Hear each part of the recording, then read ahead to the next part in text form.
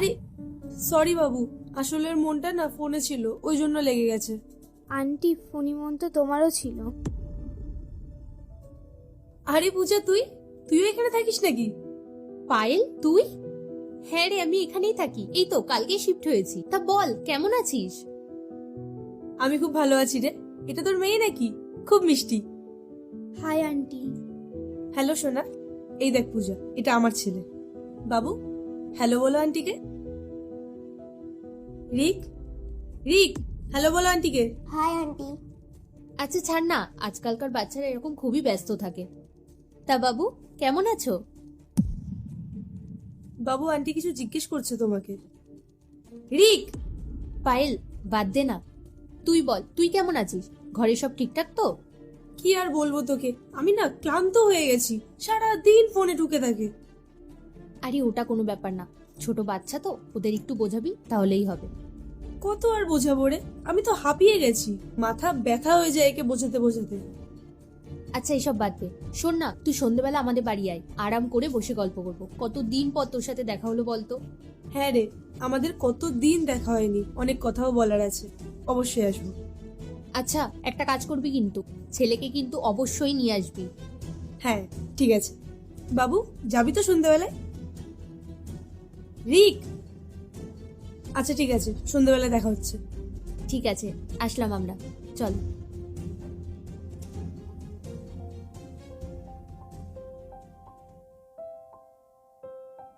আরে পায়েল, হাই পূজা। আয় না, বস।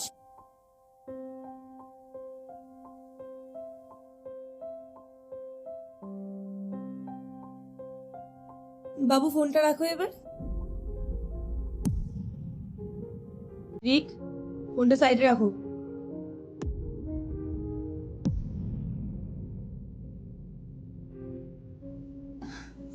মা, তুমি রিককে নিয়ে যাও, নিয়ে গিয়ে তোমার যা যা খেলনা আছে সেগুলো দেখাও। আর হ্যাঁ, স্টোরি বুক থেকে কিন্তু স্টোরিও শোনাবে। যাও। চল রিক। এই দেখ আমার স্টোরি বুক, এর মধ্যে অনেক স্টোরি রয়েছে, তুই পড়ে দেখ, তোর খুব মজা লাগবে। আমার এইসব করার ইচ্ছা নেই। আমার না তোর না তোর এই স্টোরির উপর, আমার কিচ্ছুর উপর ইন্টারেস্ট নেই। আমি শুধু আমার ফোন চাই।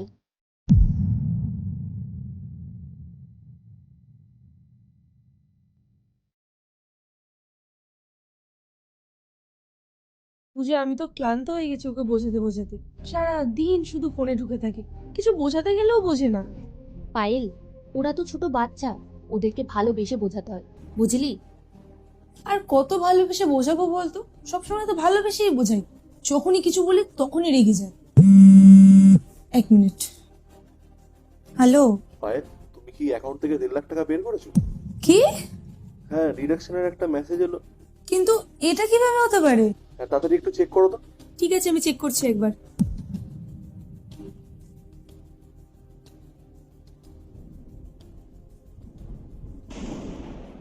এটা কি?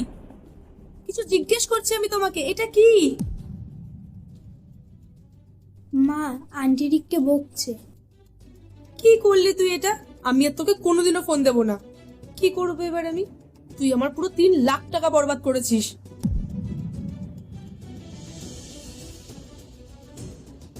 পায়েল, তুই এটা কি করলি? কিভাবে বাচ্চাদের কেউ বকাবকি করে?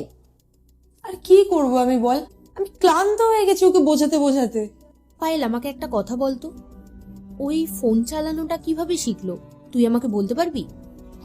আজকালকার জেনারেশনের বাচ্চারা না যে কোনো জায়গা থেকে শিখে যায়। এবার তুই আমাকে বল, আমি নিজের অফিসের কাজ দেখবো নাকি এইসব দেখতে থাকবো? এখন তো মা আমায় অল্প বকেছে, বাড়ি গেলে আমায় আরো বকবে। তোকে কে বলেছিল ফোন থেকে এতগুলো টাকা ওড়াতে? এখন যখন ভুল করেছিস মা তো তোকে বকবেই। আমার তো ফোন দেখতে ভালোই লাগে না, আমার শুধু বই পড়তে ভালো লাগে। আমার তো বুকস পড়তে ভালোই লাগে না, আর ফোন ছাড়া তো আমি থাকতেই পারি না। চল আমরা এই স্টোরিগুলো পড়ি, তোর অনেক মজা লাগবে।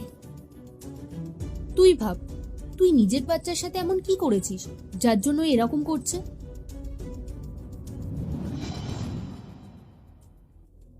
মা, এই ওয়ার্ডটার মিনিং কি? এখন যাও বাবু তুমি, আমি একটু বিজি আছি। মা, বলে দাও না।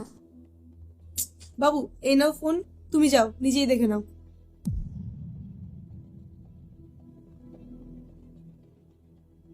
মা চলো না নিচে খেলতে যাই। না, তুমি ঘরেই থাকো। মা প্লিজ চলো না। রিক, এই নাও, তুমি ফোন নিয়ে খেলে যাও।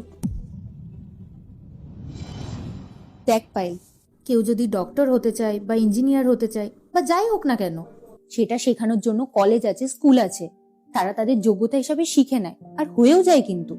কিন্তু মা তার বাচ্চাকে কিভাবে শিক্ষা দেয়, কিভাবে বড় করে, এই সমাজে কিভাবে যোগ্য করে তোলে, সেটা শেখানোর জন্য কিন্তু কোনো ক্লাস বা স্কুল থাকে না।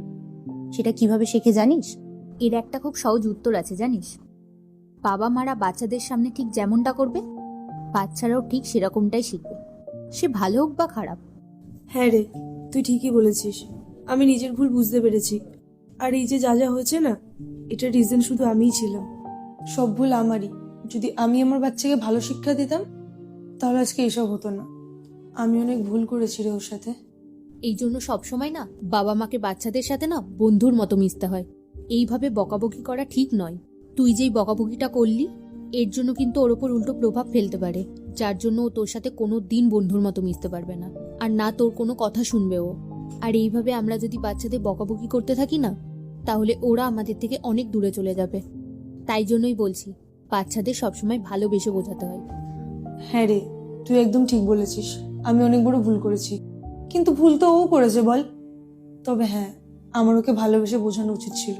আচ্ছা, কোনো ব্যাপার না, এবার থেকে তুই ওকে ভালোভাবে বোঝাস, বুঝলি? হ্যাঁ রে। রিক, মা আই এম সরি, আমার এরমটা করা উচিত হয়নি। আমার তোমার কথা শোনার দরকার ছিল। হ্যাঁ বাবু, তুইও আমাকে ক্ষমা করে দে। আমি যদি আজকে তোকে ভালোবেসে বোঝাতাম, তাহলে এত কিছু হতো না। আর আমি আজকে তোকে অনেক বকেছি। আমার তোকে এত বকা উচিত হয়নি। আমায় ক্ষমা করে দে। আমার তোকে বকে না, ভালোবেসে বোঝানো উচিত ছিল। I am sorry Babu.